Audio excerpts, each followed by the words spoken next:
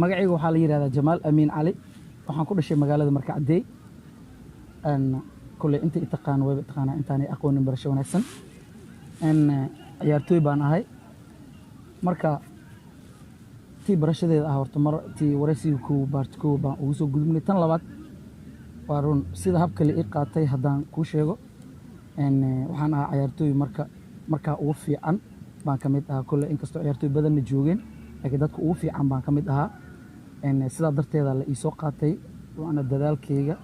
iyo horumar badan aan sameeyey isboortigan aad baan u jeclaa sidaa darteeda baa waxaa la ii soo qaatay elman markaan ku soo biirayna runtii elman ninkii iska tagaa oo ninkii la qaataa qof yar ma ahan haddana markii aan ka hadlo dadaal dheeraad aan ku sameeyey marka qof elman laga qaatay qof yar ma ahan taa haddana waxaa sii dheer ninkii elman boos ka helaa waqtiga aan ku sheegay ninkii elman boos ka helaa qof yar ma ahan kule ninka yaqaanay dadka yaqaaneen asxaabtii aan isla wada soo dheeli jirin dhan way joogaan dadkii aan markaa isla soo ciyaari jirnay iska soo horjeednay way joogaan marka ninkii elman boos ka helaa waa nin ma aragtaa oo nin dhaafay waay dadaalkaygaan ku gaaray elman waxaan xasuustaa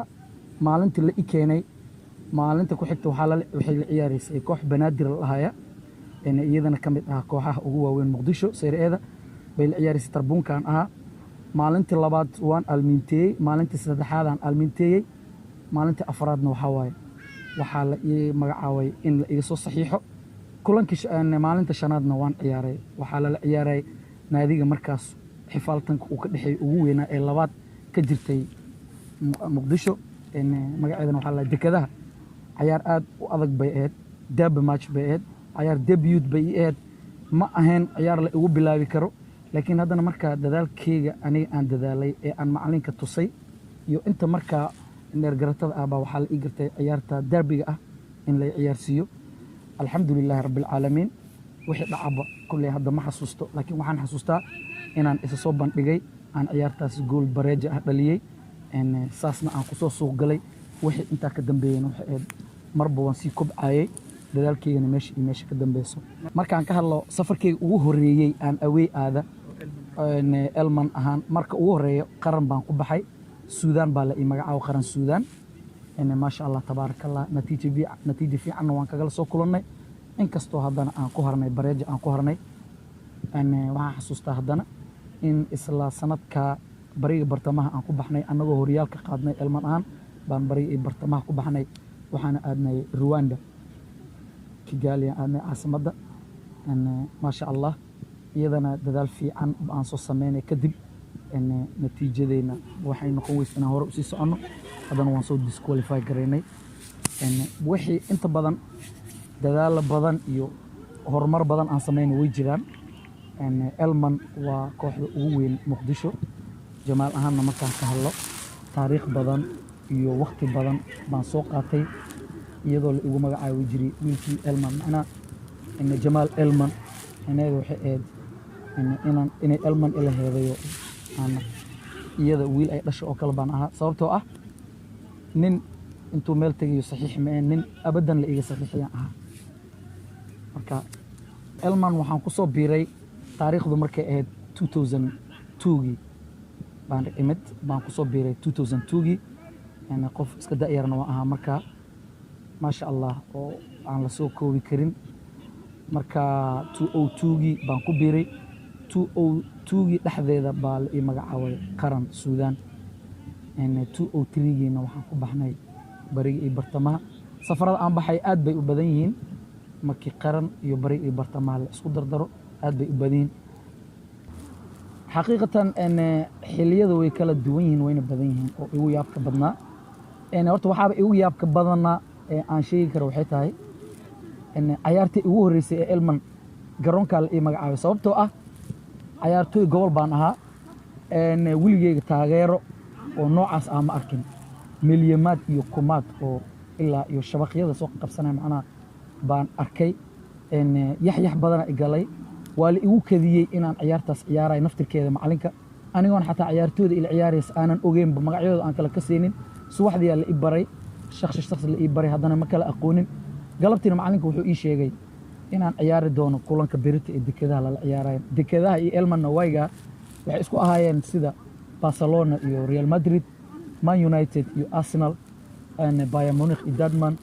Hadii kooxaha waaweyn maanta oo la sheegi karo marka la sheegi karo bay ahayd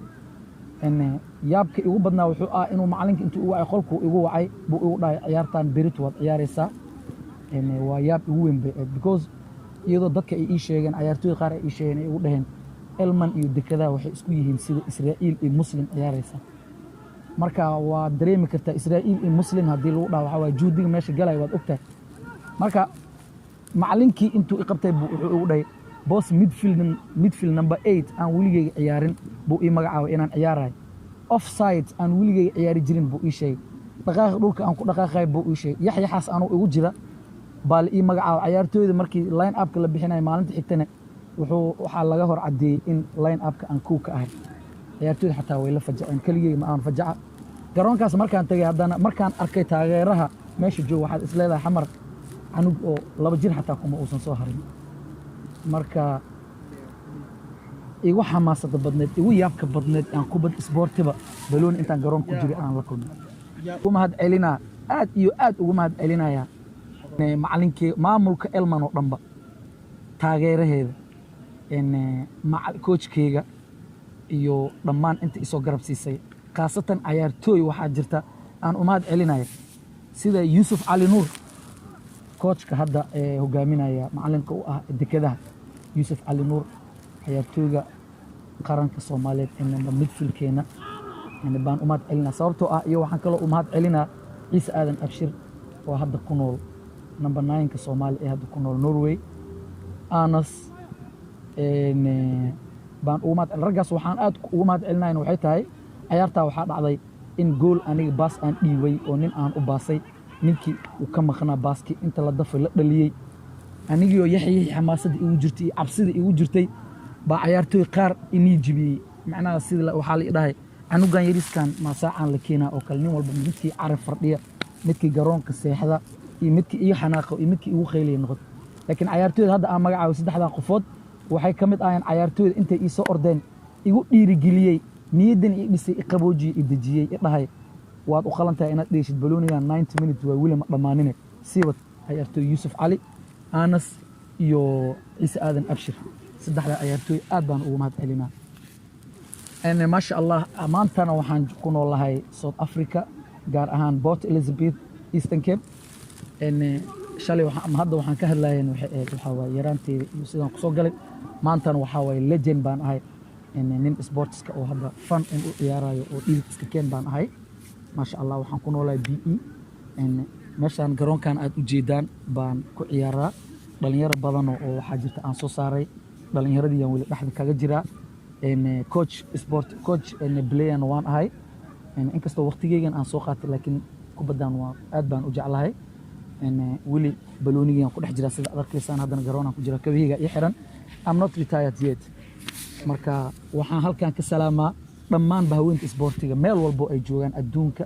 ee taqaana iyo kuwan ay aqooninba kuwii shalay taageeraha ii ahaa